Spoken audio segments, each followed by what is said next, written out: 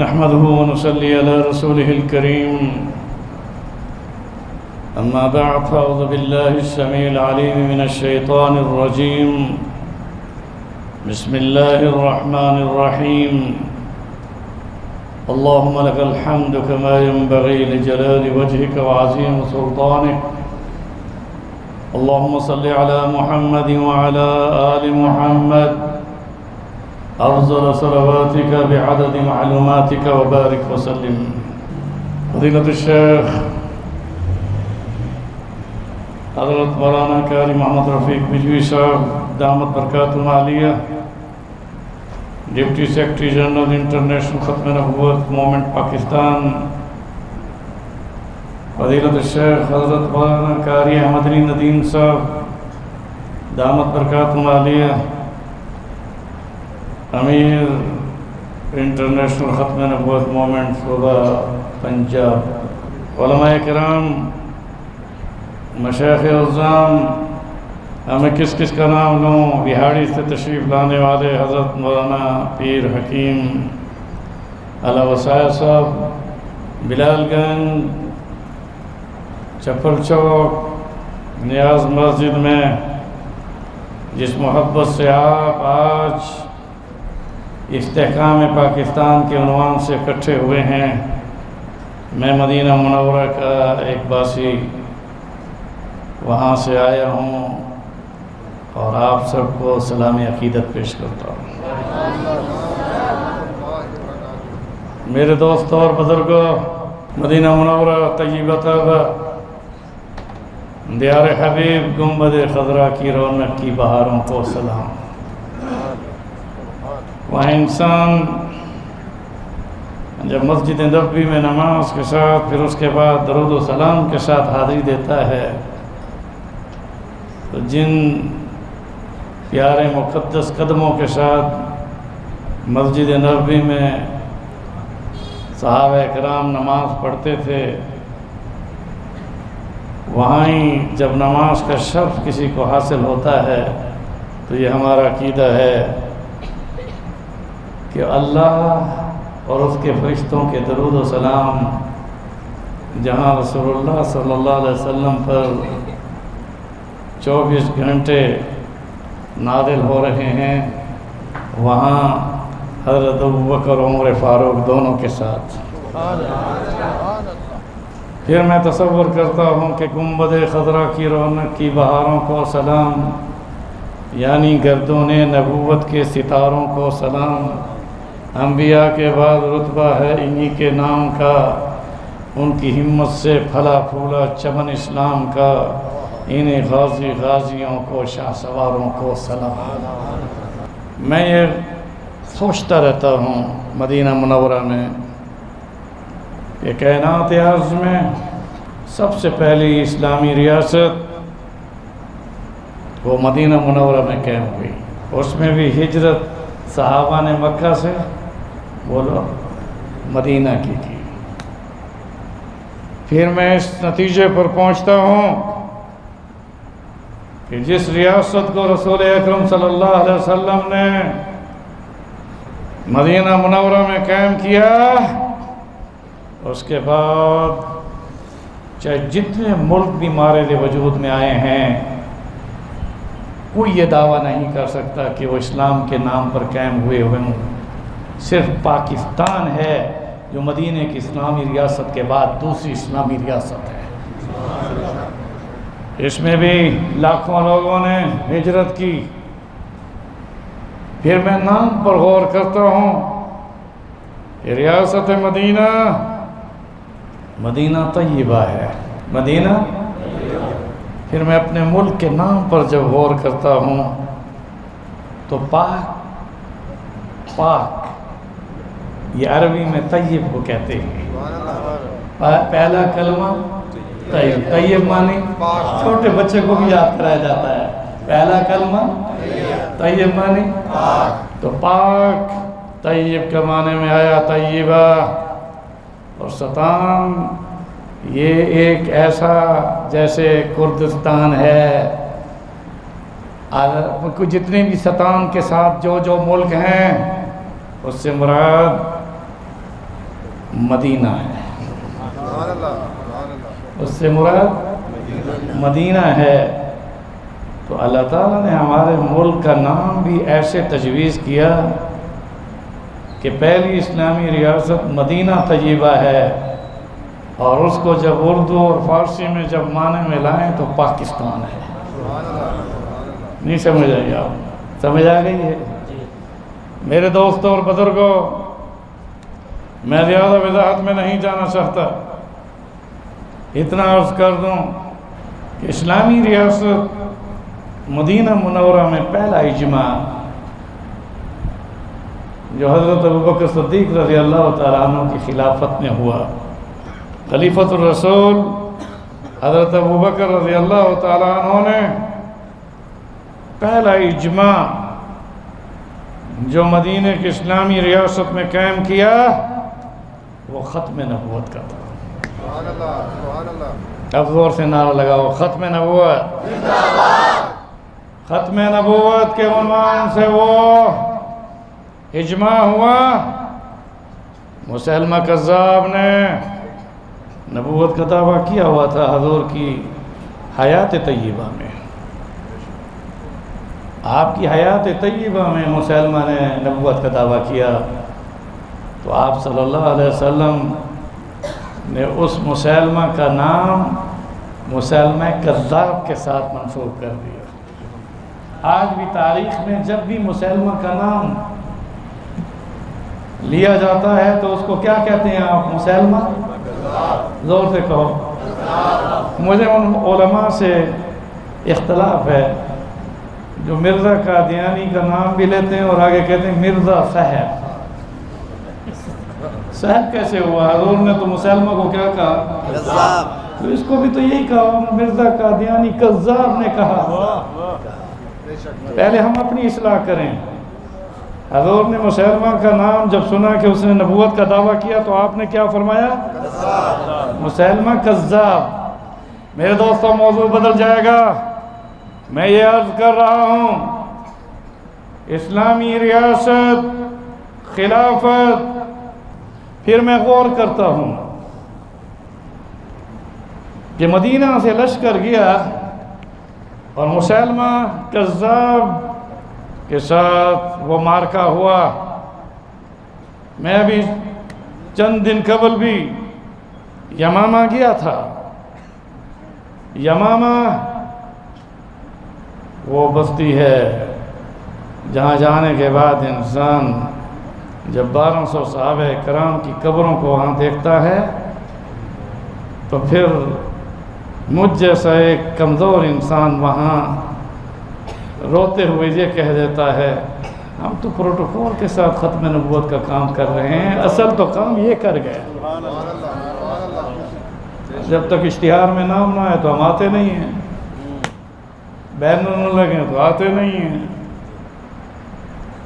اور ان 1200 صحابہ میں نے جب وہاں سلام کیا انہیں، تاریخ میرے سامنے تھی کہ ان 1200 قبروں میں 55 وہ ہیں جنہوں نے 313 کے ساتھ مل کر غزوہ بدر میں یوم الفرقان، یوم التقى الجمعان کے ساتھ اسلام کی سربلندی کے لیے نعرہ تکبیر لگایا۔ نعرہ تکبیر، ختم نبوت۔ 23 سال بعثت کے، حضور صلی اللہ علیہ وسلم کی بعثت کا پیریڈ 23 سال ہے۔ غار حرا سے غار ثور تک 2 غاروں کے درمیان وہ پیریڈ 13 سالہ ہے۔ پھر مکی دور 13 سالہ اور مدنی دور 10 سال، 25 غزوات ہیں، 56 سرائے ہیں، اور ان میں ٹوٹل صحابہ کرام جو اسلام کے لیے شہید ہوئے ان کی تعداد 259 ہے۔ کتنی ہے؟ زور سے کہو۔ 23 سال میں 259 صحابہ اسلام کے لیے شہید ہوئے۔ اور جب میں یمامہ کے ان شہداء پر کھڑا تھا، ان کی اس مقبرے کے پاس، میں تصور میں لایا کہ 23 سال کی اس مدت طویل میں 259 اسلام کے لیے شہید ہوئے، مگر ذات نبوت پر ایک ہی مارکے میں 1200 صحابہ۔ کتنے؟ 55 بدری صحابہ ہیں۔ میں اس پر ایک کتاب بھی لکھ رہا ہوں، اور اس میں احد کے کتنے غازی تھے جو شریک ہوئے، خندق کھودنے والے کتنے وہ مجاہد صحابہ تھے جو شہید ہوئے، مسجد قباء کی تعمیر اور مسجد نبوی میں پتھر اٹھا کر تعمیر کرنے والے وہ وہاں شہید ہوئے۔ میں زیادہ تشریح میں جائے بغیر اتنا عرض کر دوں کہ ریاست مدینہ کا پہلا اجماع ختم نبوت پر ہوا، اور اس میں ذات نبوت پر قربانی دینے والے صحابہ کی تعداد 1200 ہے۔ 700 حفاظ صحابہ کرام ہیں۔ تو پھر میں پاکستان کی اسلامی ریاست کی طرف پلٹ آیا۔ میں نے کہا سلام ہو شہدائے ختم نبوت، آپ کی تو شہادت اور قربانی بہت اعلیٰ ہے، مگر جو اسلام کے نام پر دوسری اسلامی ریاست بنی اس کی بھی ایک مثال میں نے وہاں بیان کر دی۔ میں نے کہا آپ کو خوشخبری ہو کہ آپ کے نقش قدم پر چلتے ہوئے سن 1953 میں لاہور میں 10,000 پاکستانیوں نے آپ کی اس استقامت پر سلام کرتے ہوئے لاہور میں 10,000 پاکستانی نوجوانوں نے ختم نبوت کے نعرے کے ساتھ شہادت حاصل کی ہے۔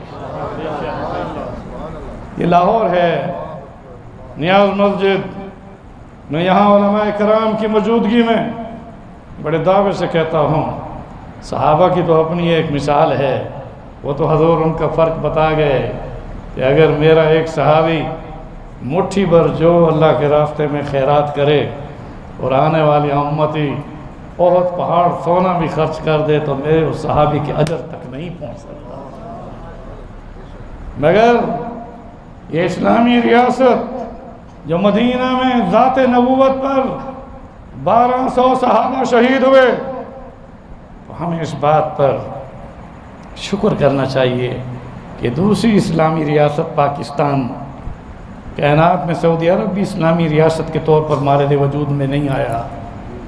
کوئی بھی ملک یا تو کسی نعرے کے ساتھ آیا ہے، جنگ کے ساتھ آیا ہے، یا کوئی اور اپنے یعنی مقاصد کے ساتھ، کچھ ملک لسانی مسئلے کے ساتھ مارد وجود میں آئے، کوئی قومیت کے نعرے کے ساتھ مارد وجود میں آئے۔ اسلام کے نام پر 2 ریاستیں ہیں جن میں ایک مدینہ منورہ اور ایک پاکستان۔ پاکستان جب بن رہا تھا تو اس وقت ہر شخص کی زبان پر کون سا نعرہ تھا؟ ذرا زور سے نعرہ لگا کر بتائیں۔ پاکستان کا مطلب کیا؟ زور سے کہیں۔ پاکستان کا مطلب کیا؟ میرے دوستو، گھبرانے کی بات نہیں ہے۔ پاکستان اسلام کے نام پر قائم ہوا، اور پھر کون سی رات میں؟ زور سے کہو۔ 27 رمضان کی رات تھی۔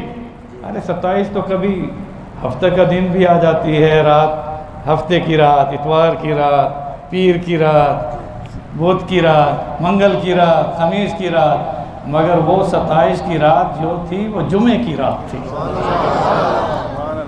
وہ 27 رمضان کون سی رات تھی؟ ادھر جمعے کی رات، ادھر 27 رمضان کی رات، اور سورج جب طلوع ہوا تو جمعے کا دن تھا، اور جمعۃ الوداع۔ جمعہ جب نمودار ہوا تو وہ جمعہ کیا تھا؟ بولو۔ رمضان میں سب سے افضل جمعہ آخری عشرے میں جمعۃ الوداع کے ساتھ، اور اس میں ابھی جمعۃ الوداع، ابھی جمعے کی اذان اول نہیں ہوئی تھی کہ پاکستان میں مولانا شبیر احمد عثمانی رحمۃ اللہ علیہ نے اسلام کے پرچم کو لہرا دیا۔ ہمیں تاریخ میں نہیں جانا چاہتا، میں اتنا عرض کر دوں کہ پاکستان جس کو معمولی نہ سمجھو، یہ اللہ تعالیٰ کی طرف سے ہمیں گفٹ ملا ہے، یہ تحفہ ہے، اور ہاتھ اٹھا کر کہیں کہ ہم اس ملک کی حفاظت کریں گے، اس ملک کا دفاع کریں گے، اس ملک کو حب الوطن من الایمان کے ساتھ ہمارا یہ عہد ہونا چاہیے کہ اس اسلامی ریاست کے قائم ہونے کے بعد، جب مدینہ میں اسلامی ریاست قائم ہوئی، تو ایک نقطہ دے رہا ہوں مولانا احمد علی ندیم صاحب، ذرا غور کرنا، مدینہ کی اسلامی ریاست قائم ہونے کے بعد سب سے پہلے غزوے کا کیا نام ہے؟ غور سے کہو، بولو یار، کیا غزوہ ہے؟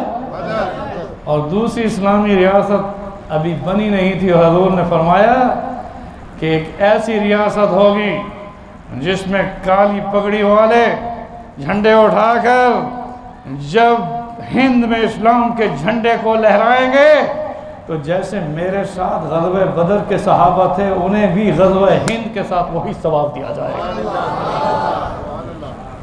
غزوہ ہند کا غزوہ بدر کے ساتھ ہو گیا جوڑ۔ اسلامی ریاست میں پہلا غزوہ کیا ہے؟ بولو میرے دوستو، اگر حضور کی حیات طیبہ میں مسلمہ نے نبوت کا دعویٰ کیا، اسود انسی نے بھی، بولو تاریخ سے واقف ہونا چاہیے، حضور کی حیات طیبہ میں سب سے پہلا جو مدعی نبوت تھا اس کا نام کیا تھا؟ اسود انسی۔ مجھ سے لندن میں سوال ہوا کہ کیا حضور کے بعد کوئی مدعی نبوت اگر دعویٰ کرے تو اس کے لیے کیا عدالت نبوی میں کوئی فیصلہ ہے؟ میں نے کہا فیصلہ کیا ہے، بلکہ فیصلے پر عمل درآمد بھی ہے۔ آج تو فیصلے جج دے دیتے ہیں، عمل درآمد نہیں ہوتا۔ کتنے ایسے مجرم ہیں، قاری محمد رفیق صاحب، جنہوں نے رسول اللہ صلی اللہ علیہ وسلم کی توہین کی، اور قانون میں ہے 295C پاکستان کا دستور، جس میں 295C میں یہ قانون ہے کہ اگر کوئی شخص اشارتاً، کنایتاً، تحریراً، تقریراً اگر رسول اکرم صلی اللہ علیہ وسلم کی توہین کرے گا تو اس کی سزائے، ڈرو نہیں، قانون میں ہے اس کی سزا۔ تو یہ کوئی پاکستان کا قانون نہیں تھا، یہ مدینہ منورہ کا قانون تھا۔ تم نے تو دستور میں شرک کو پاس کیا، مگر افسوس ہے کہ بڑے بڑے مجرم اپنے اس جرم میں ملزم تھے اور مجرم قرار پائے، ملک سے باہر بھی چلے گئے۔ عدالتوں نے ان کے لیے فیصلہ کیا کیا؟ سزائے، زور سے کہو، سزائے موت، مگر وہ ملک سے، مگر اسلامی ریاست میں عدالت نبوی نے جو فیصلہ کیا تو اس پر عمل درآمد یوں ہوا کہ آپ کا چہرہ متغیر تھا، فکر انگیز حالت میں آپ نے ایک صحابی کے ذمہ یہ کیا کہ فیروز جاؤ یمن میں، اور جس نے نبوت کا دعویٰ کیا ہے اس کا سر اس کے تن سے جدا کر۔ وہاں سے چلے۔ اب میں اس موضوع کو زیادہ طوالت میں نہیں لے جانا چاہتا، میں قانون کی مماثلت بھی بتا رہا ہوں کہ اس مدعی نبوت اسود انسی نے، ابھی حضرت فیروز راستے میں تھے، اس نے ایک تابعی سے، کس سے؟ صحابی نہیں تھا، وہ کون تھا؟ تابعی اسے کہتے ہیں کہ جس نے صحابی کے ہاتھ پر اسلام قبول کیا یا صحابی کو اپنی آنکھ سے دیکھا۔ ابھی وہ مدینے میں نہیں آیا تھا، یمن میں تھا، اور حضور کی حیات طیبہ میں ابھی وہ آپ صلی اللہ علیہ وسلم کے چہرے کو نہیں دیکھ پایا تھا، مگر کلمہ پڑھنے کے بعد جب ہم سب پڑھتے ہیں کہ لا الہ الا اللہ محمد الرسول اللہ، تو ہم پھر بھی کہلواتے ہیں کہ لا الہ الا اللہ اللہ تعالیٰ سے سب کچھ ہونے کا یقین اور مخلوق سے کچھ نہ ہونے کا وحدہ لا شریک ذات کون ہے؟ مشکل کشا کون ہے؟ حاجت روا کون ہے؟ ہمیں کہلوانا پڑتا ہے. جب ہم محمد رسول اللہ پڑھتے ہیں تو ہمیں یہ کہلوانا پڑتا ہے کہ محمد رسول اللہ صلی اللہ علیہ وسلم اللہ کے آخری نبی ہیں. مگر جس صحابی کے ہاتھ پر اس ابو مسلم خولانی نے کلمہ پڑھا تھا اسے یہ معلوم تھا کہ اب اس اللہ کے ساتھ کوئی شریک نہیں اور میرے رسول کے بعد کوئی نبی نہیں. اسود انسی نے کہا کہ مجھے نبی مانو. اس نے کہا خبردار، یہ جو تم نے جملہ کہا میرے کان اس جملے کو سننے کے یعنی متحمل نہیں ہیں. خبردار دوبارہ یہ دعویٰ مت کرنا، تو کذاب ہے. اس نے لکڑیاں جمع کروائیں. اس وقت اس کی طاقت تھی، وہاں لکڑیاں اکٹھی کروائیں اور وہاں پر پنگوڑے میں ابو مسلم خولانی کو بٹھایا گیا. زنجیروں میں جگڑا گیا. نیچے آگ کے شعلے بلند ہوئے اور اسی طرح سے ان آگ کے شعلوں میں جب اس پہلے مجاہد ختم نبوت کو، آپ بھی مجاہد ہیں مبارک ہو، مگر پہلا مجاہد ختم نبوت وہ تھا جسے پنگوڑے میں بٹھا کر زنجیروں میں جگڑا گیا. نیچے آگ جلائی گئی، آگ کے شعلے بھڑکے اور پھر زنجیر کھینچ کر پنگوڑا آگ میں گرا. ادھر سے پنگوڑا آگ میں جا رہا تھا اور یمن سے جبریل امین اس منظر کو دیکھ کر رسول اللہ کی خدمت میں حاضر ہو کر فرمانے لگے، عرض کرنے لگے یا رسول اللہ مبارک ہو، آپ کی امت کا ایک ایسا شخص بھی ہے کہ جس کے لیے آگ گلزار ہوئی ایسے جیسے ابراہیم خلیل اللہ کے لیے ہو گیا.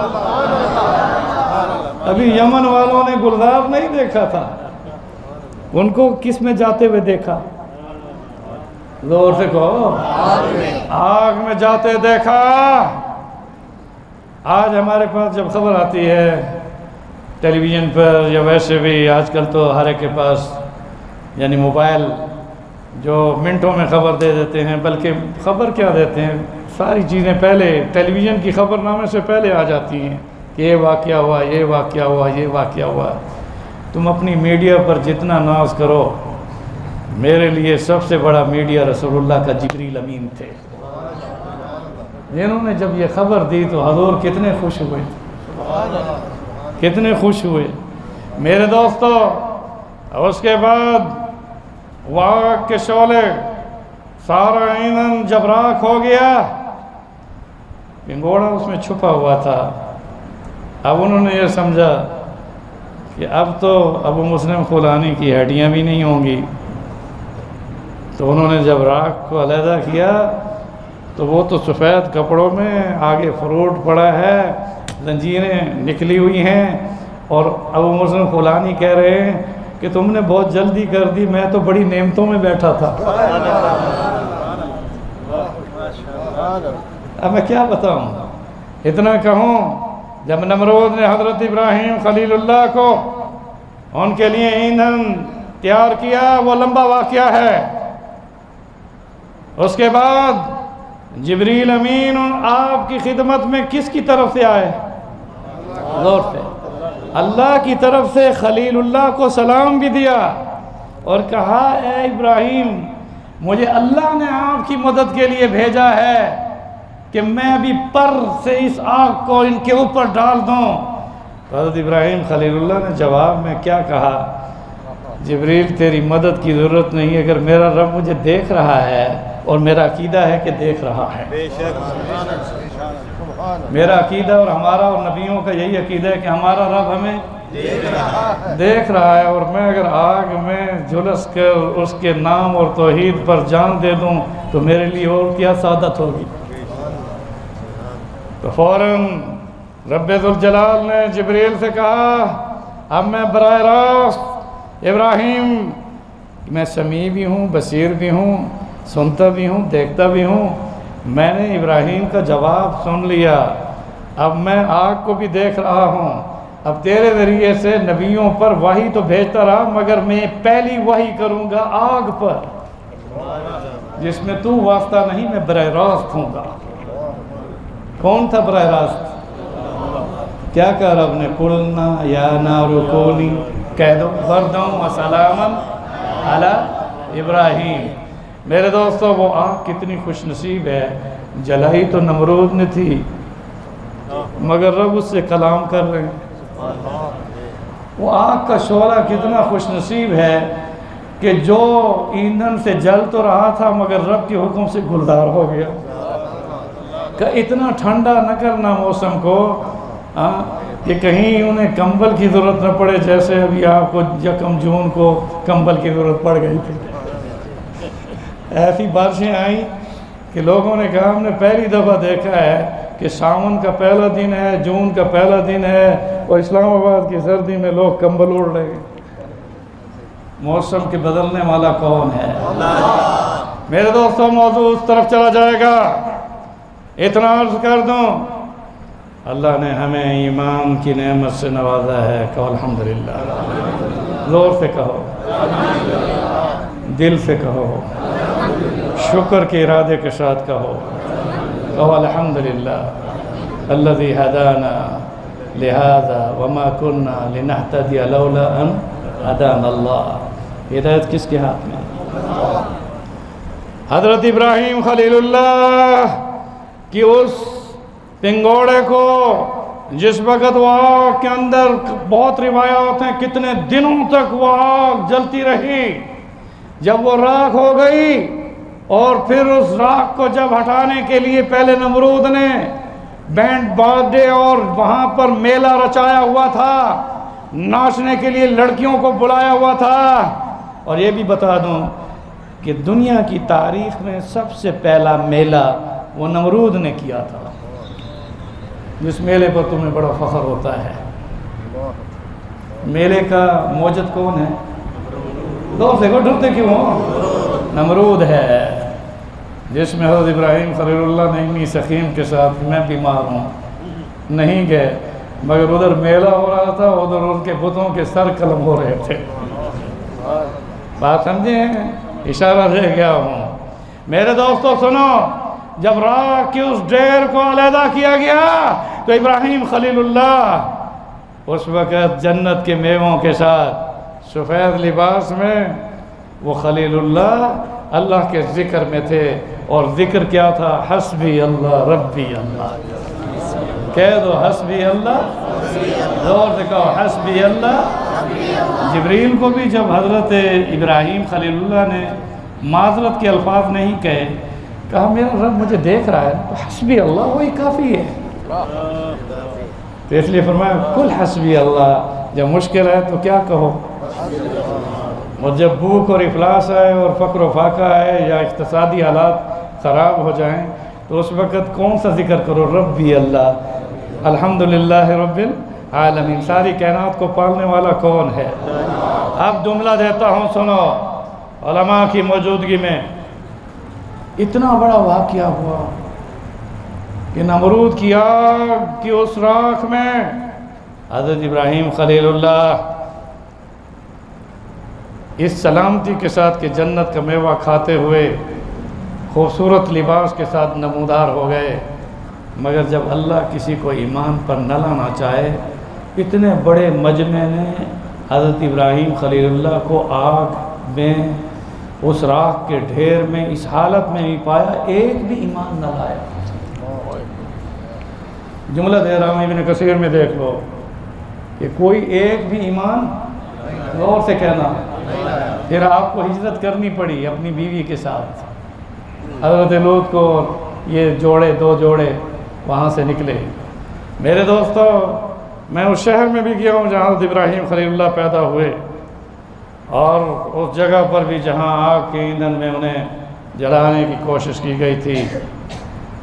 اور میں تاریخی واقعات سے بہت کچھ بتا سکتا ہوں، مگر وقت تھوڑا ہے، میں اتنا عرض کر دوں، میں تو صرف چند منٹوں کے لیے بیان کرنا چاہتا تھا، ہدایت کس کے ہاتھ میں ہے؟ اتنی بڑی نشانی دیکھ کر کہ جو یہ کہے میری مٹھیوں میں کیا ہے، تو آپ نے فرمایا اگر تیری مٹھیوں میں جو چیز ہے وہ میری شہادت دے دے مانو گے؟ کتنی کنکریاں تھیں؟ 7. کتنی؟ میں 7 کی عدد پر جب میں رمی جمرات کرتا ہوں تو میں کہتا ہوں کہ ابو جہل کے ہاتھ میں بھی کنکریوں کی تعداد کتنی تھی؟ انہوں نے اس کی مٹھیوں میں کلمہ پڑھ لیا. ان کنکریوں نے کس کی مٹھی میں؟ زور سے کہو. ابو جہل کی مٹھیوں میں وہ 7 کنکریوں نے کیا کہا؟ اشہد ان لا الہ. زور سے کہو اشہد ان لا الہ الا اللہ واشہد ان محمدن عبدہ ورسولہ. اس نے اپنی مٹھیوں کو کھول کر ان کنکریوں کو پھینکا اور کہا کہ محمد تیرا جادو تو ان پر بھی چڑھ گیا. ایمان کتنی بڑی نشانی. تو اس کے ساتھ جو اور دوست کھڑے تھے انہوں نے کہا ابو جہل تم جادوگر کہتا ہے، چلو جادو کا اثر زمین پر پڑتا ہے، فضاؤں میں تو نہیں پڑتا. کوئی ایسا جادوگر بتاؤ کہ جس نے سورج اور چاند کو بھی اپنے قبضے میں لیا ہو. ان فی خلق السماوات والارض واختلاف اللیل والنہار. اب ان طرف میں نہیں جانا چاہتا. رات اور دن کے بدلنے میں جو نظام چل رہا ہے اس میں کسی نبی کا بھی دخل نہیں، صرف رب کا حکم چل رہا ہے. عقیدہ یہی ہونا چاہیے نا. انما امرہ اذا اراد شیئا ان یقول له کن فیکون. میرے دوستوں مگر جب اس کو دوستوں نے کہا چلو دیکھتے ہیں کہ ان کا جادو کہاں تک چڑھتا ہے، تو وہ جبل ابو قبیس تھا جہاں پر حضور ٹھنڈی ہوا لینے کے لیے رات کے وقت 14ویں کا چاند چمک رہا تھا، اور آپ کے ساتھ ابو بکر عمر اور آپ کے ساتھ صحابہ کی مختصر جماعت تھی. ابو جہل نے پھر کہا یا محمد صلی اللہ علیہ وسلم اگر آپ چاند کو 2 ٹکڑے کر دیں تو پھر ہم ایمان، یہ کہا نا ہم ایمان لائیں گے. مگر حضور نے صرف سر جھکایا تو اللہ نے فرمایا جو نظام میرے حکم سے چل رہا ہے اے نبی تیری انگل کے اشارے سے اب میں تجھے اختیار دے رہا ہوں. تو چاند کو جو ہی آپ نے یوں اشارہ کیا تو چاند کتنے ٹکڑے ہوا؟ اقتربت الساعہ وانشق القمر. اللہ نے آیت کا آغاز بڑا پیارا کیا. قیامت ٹوٹ گئی، آ گئی، قریب آ گئی. اقتربت الساعہ. کیسے قیامت آ گئی؟ وانشق القمر کہ چاند تو 2 ٹکڑے ہو گیا مگر یہ ایمان نہ لایا. نہیں سمجھے آپ؟ چاند کتنے ٹکڑے ہو گیا؟ جب کسی کو آپ کسی شخص کو اس کے جرم پر تو یہ کہتے ہیں کہ یار اتنی بڑی نشانی دیکھ کر یہ تو قیامت ٹوٹ گئی تیرے اوپر، پھر بھی نہ مانا. قیامت قریب آ گئی، چاند 2 ٹکڑے ہو گیا مگر ابو جہل ایمان. میرے دوستوں میں عرض کر رہا تھا کسی اور طرف چلا گیا کہ جب حضرت فیروز یمن پہنچے تو اسود انسی اب چھپنے کی جگہ ڈھونڈ رہا تھا، کیونکہ ابو مسلم خولانی نے کلمہ پڑھتے ہوئے اس راکھ کے اندر سے جنت کا میوہ کھاتے ہوئے سفید لباس کے ساتھ کہا ختم نبوت زندہ باد. اب زور سے کہو. تم تو نعرہ لگا کر کہہ رہے ہو، عملی طور پر جو آگ میں ڈالے گئے اور آگ گلزار ہوئی تو ان کے چہرے میں کتنی رونق ہوگی کہ جنت کا پھل دنیا میں کھا رہا ہو. شمس الدین صاحب خوش نصیب ہیں کہ آپ کفر کی ان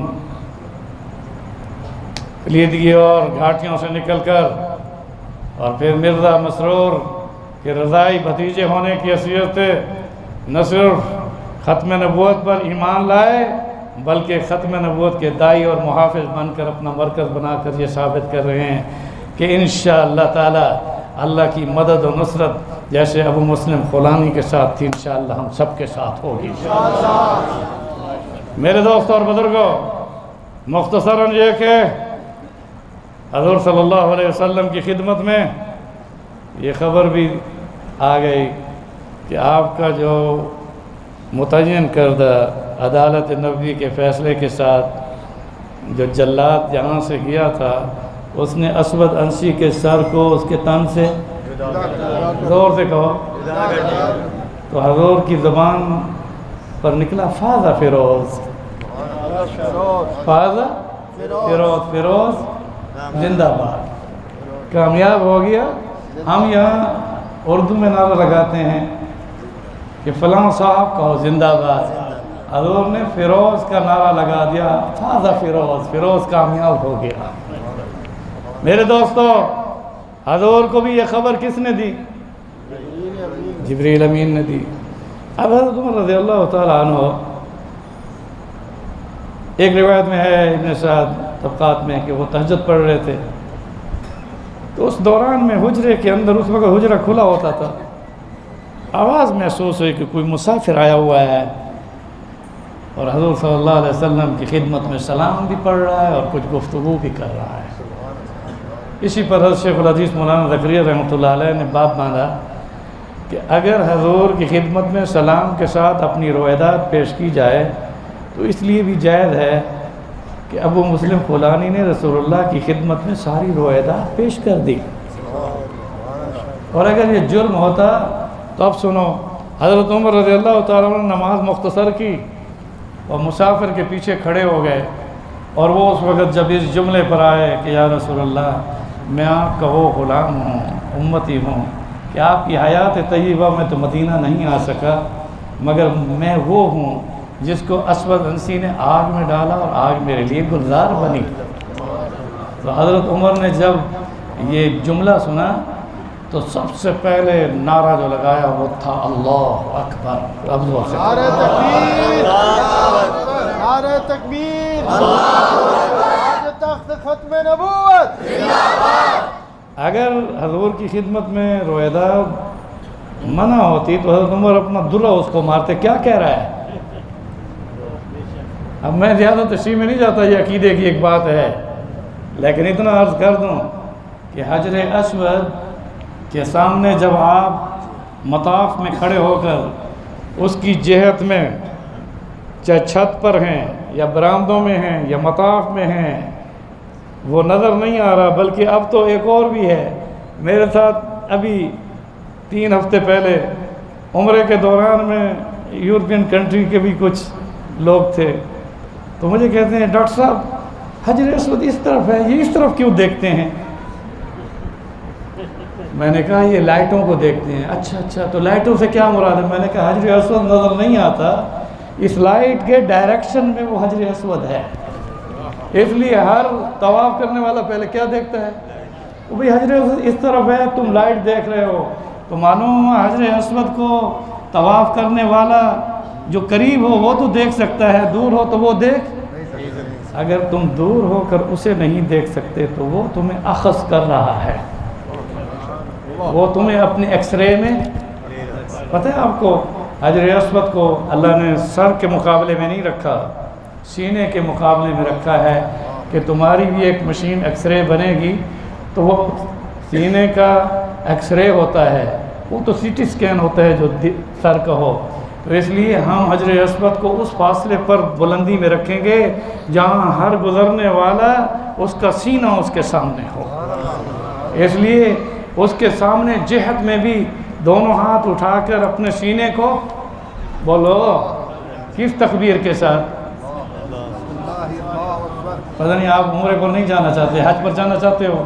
میں انشاءاللہ جا رہا ہوں اگلے ہفتے 2 ہفتے بعد، تو آپ سب کے لیے دعا کروں گا، اللہ تعالیٰ آپ سب کو حج اور عمرے نصیب فرمائے۔ میرے دوستو، میں حدیث بیان کر دوں، آپ نے فرمایا قیامت کے دن حجر اسود کو اللہ تعالیٰ 2 آنکھیں دیں گے، ایک زبان دیں گے، اور وہ ملے گی وہ آنکھیں کب؟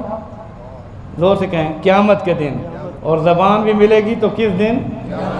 ابھی وہ ایکس رے کر رہا ہے تمہارا، مگر جب زبان اور آنکھیں ملیں گی تو پورے محشر کے میدان میں جس نے بھی تکبیر کے نعرے کے ساتھ طواف شروع کیا ہے، حجر اسود ان آدمیوں کو ڈھونڈ کر اللہ کے سامنے پیش کر کے کہیں گے کہ میں گواہ ہوں کہ اس نے تیری کبریائی کا نعرہ لگایا۔ نعرہ تکبیر، ختم نبوت۔ تو میں نے ایک عرب سے کہا، میں نے کہ اس حدیث کو مانتے ہو؟ کہتے ہیں مانتا ہوں۔ میں نے کہا حجر اسود اس کی آنکھیں نہیں ہیں، وہ تو ایکس رے کر رہا ہے۔ کہتے ایکس رے کیوں کہہ رہے ہو؟ میں نے کہا وہ سفید تھا کالا ہو گیا، آپ ایکس رے کا جب بھی کوئی جب رزلٹ لیتے ہیں وہ کالا ہوتا ہے یا سفید؟ بولو نا، ایکس رے کا جو آپ کو پلاسٹک کا ملتا ہے وہ کالا ہے یا سفید؟ اور حجر اسود کا اصل رنگ کیا تھا؟ دودھ کی طرح۔ حضور نے یہ پتھر زمین کا نہیں ہے، یہ کہاں کا ہے؟ زور سے کہو۔ میں نے کہا وہ تمہارے گناہوں کو چوس کر تم اسے صرف یہ سمجھتے ہو گناہ چوس رہا ہے۔ میرا عقیدہ یہ ہے کہ تم اسے نہیں دیکھ رہے، وہ تمہیں ایکس رے کر رہا ہے۔ اب یہ میرا اجتہاد ہے، لیکن یاد رکھنا جب آنکھیں ملیں گی اس کو دو اور زبان ملے گی ایک، تو پورے مجمع میں ڈھونڈ کر کہے گا کہ میرے ایکس رے میں یہ آ چکا تھا۔ تو میں نے کہا جس کی آنکھوں کی وجہ سے آنکھ پیدا ہو تو وہ کیسے نہیں دیکھے گا؟ بتاؤ، اگر سورج سراج ہے اور پوری دنیا کو روشنی دے رہا ہے تو فرمایا میرا نبی سراج منیر ہے جو سورج کو بھی میں نے روشنی اس کی وجہ سے دی ہے۔ نعرہ تکبیر، حاجت ختم نبوت، عقیدہ حیات النبی، عطا اللہ شاہ بخاری، منظور احمد چنوٹی، مدینے والے ہمارے حضرت۔ بس نعرہ سب کا یہی ہونا چاہیے، نعرہ تکبیر، تاج و تخت ختم نبوت۔ چلو میں جملے کو ختم کرتا ہوں اسی پر۔ میں نے کہا تم حجر اسود کو نہیں دیکھ رہے، وہ تو بنے گا گواہ، اور جو خود فرما رہے ہوں جو میرے پاس آ کر سلام پڑھتا ہے میں گواہ بھی بنوں گا۔ حدیث ہے یہ کہ جو میرے پاس آ کر سلام پڑھے گا میں اس کے لیے بولو، اور جو لاہور کی اس نیاز مسجد میں، نیاز مسجد ہے، نیاز مسجد میں سب مل کر پڑھ دیں اللہم صلی علی محمد وعلی آل محمد۔ میں بڑے دعوے سے حدیث بیان کر رہا ہوں، فرمایا جو دور سے میرے اوپر درود پڑھتا ہے تو سلام پہنچانے کے لیے وہاں سے فرشتہ آ کر اس کی ولدیت کے ساتھ نام پیش کر کے مجھے سلام پیش کرتا ہے، ان کے لیے تو میں کروں گا شفاعت۔ جو دور سے درود پڑھیں اور فرشتہ سلام لے کر آئے تو ان کے لیے کروں گا شفاعت، اور جو میرے پاس آ کر سلام پڑھے گا ان کے لیے بنوں گا گواہ۔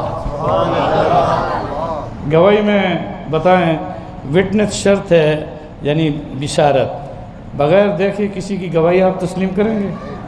بتائیں، ہو سکتی چودھری صاحب؟ نہیں۔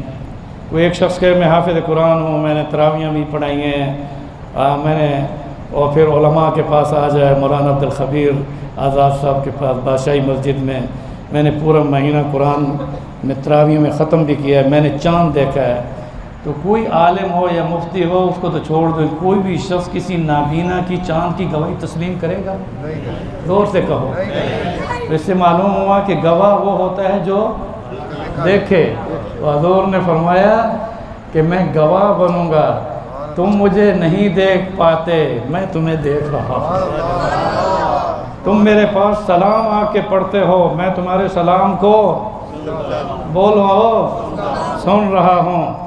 کچھ کہتے ہیں جی وہ تو بہت نیچے ہے قبر، تو میں نے کہا حجر اسود بھی جب چھت پر تم طواف کرتے ہو وہ بھی نیچے ہوتا ہے۔ دلائل ہمارے پاس بھی ہیں۔ آئیے مختصراً میں اسی جملے کے ساتھ، کہ ابھی 27 مئی گزرا ہے، 27 مئی ابھی گزرا ہے۔ 27 مئی کو انڈیا میں نئی پارلیمنٹ جو عمارت بنی ہے اس کا افتتاح ہوا ہے، اس کو نوٹ کرنا ہے۔ 27-28 کی درمیانی شب میں، دن میں، یعنی 27-28 کی خبر ہے، جب دہلی میں نئی پارلیمنٹ ہاؤس کا افتتاح ہوا تو اس میں ایک نقشہ پیش کیا گیا جس میں اکھنڈ بھارت کا نام دیا گیا۔ کیا دیا گیا؟ اتھنٹک خبر دے رہا ہوں میں نے، اس کی تصدیق صرف خبر سے نہیں لی، میں نے وزارت خارجہ کا جب مذمتی بیان آیا، ہمارے ملک کی ماشاءاللہ ادارے جاگ رہے ہیں، جب اس نے مودی نے کہا اکھنڈ بھارت کا یہ نقشہ، یہ دیوار کہتے ہیں نقشے کو، اس میں ٹیکسلا اس کے اندر ہے۔ کون سا شہر؟ ٹیکسلا، افغانستان، مختلف اور ملک بھی۔ تو اس نے کہا یہ اکھنڈ بھارت ہم اس تقسیم کو نہیں مانتے. یہ ہماری پارلیمنٹ کا افتتاح ہو رہا ہے. ہم پھر ایک ایسی سلطنت بنانے والے ہیں جس میں یہ سارے ملک اس کے اندر آ جائیں گے. تو پاکستان کی وزارت خارجہ نے اس کی صرف مذمت کی. میں نے انہیں ایک میسیج بھیجا. میں نے کہا غور کریں کہ مودی کا اکھنڈ بھارت کا یہ نعرہ، یہ اصل نعرہ لگایا کس نے تھا؟ بیٹھے ہیں آپ کتاب کا حوالہ آپ دے دیں گے، کیونکہ ماشاءاللہ مرزا قادیانی کی کتابوں کے حوالہ جات میں بھی علماء مشائخ بیٹھے ہیں. مرزا بشیر الدین محمود نے پاکستان کے بارے میں اکھنڈ بھارت کا تصور دیا تھا؟ نہیں دیا ہے؟ نہیں. میں نے کہا یہ مودی کا نعرہ نہیں بلکہ قادیانیوں کے نعرے کو اور پروموٹ کرنے کے لیے دیا جا رہا ہے. اس نعرے سے ملک ہمارا کمزور نہیں ہوگا بلکہ ہمارا ملک اور مضبوط ہوگا. مضبوط ہوگا یا نہیں؟ ابھی انہی کلمات کے ساتھ میں اپنے ملک سے بھی استدعا کروں گا کہ تم ماں ہو. یہ ملک ہماری ماں ہے، اور ملک ہماری جب ماں ہے تو اس کی ایک بیٹی 20 سال سے جیل میں ہو اور ماں کو فکر بھی نہ ہو. یہ بہت بڑا المیہ ہے. مولانا محمد مکی اجازی صاحب کی خدمت میں ابھی 1.5-2 سال ان کا درس بند رہا. میں جاتا تھا ان کے گھر میں، ان کے پاؤں بھی دباتا تھا. ابھی الحمدللہ وہ مسجد حرام میں درس دے رہے ہیں. کہو الحمدللہ. ان کا نوجوان سال بیٹا فوت ہوا، ایک ہی بیٹا تھا، اس کا خدمہ بھی تھا. ابھی وہ پچھلے 2 ہفتوں سے درس دے رہے ہیں. اور نیا درس ان کا جس دن سینیٹر مشتاق اور عافیہ صدیقہ کی جو بہن ہے، کیا نام ہے اس کا، فوزیہ، نے پہلی ملاقات کی 20 سال کے بعد، تو مولانا مکی صاحب مسجد حرام میں سچ بولیں گے یا جھوٹ؟ انہوں نے کہا مجھے تو باوثوق ذرائع سے یہ بھی معلوم ہوا ہے کہ جیل کے ایک کارندے نے یہ بتایا ہے کہ جب رات کو یہ بوڑھی عورت 20 سال سے قرآن پڑھتی ہے تو اس کوٹھری کے اندر سے روشنی کی شعاع اوپر جاتی ہے. یہ بھی 1 ہفتہ پہلے درس میں انہوں نے فرمایا. تو میرے دوستو، انہوں نے کہا کم از کم کچھ نہیں تو دعا تو کرو. لیکن ہم تو ہر جگہ پر کوئی بھی دعا والی بات ہو تو وہ تو بعد میں پہلے کریڈٹ لیتے ہیں، جی میری وجہ سے رہا ہو. ابھی تو رہا وہی نہیں ہے، اس لیے کریڈٹ مت لو. پاکستان ہماری ریاست ہے، ماں ہے. یہاں کی حکومت کو اپنی اس بیٹی کے بارے میں فکر کرنی چاہیے یا نہیں؟ بولو.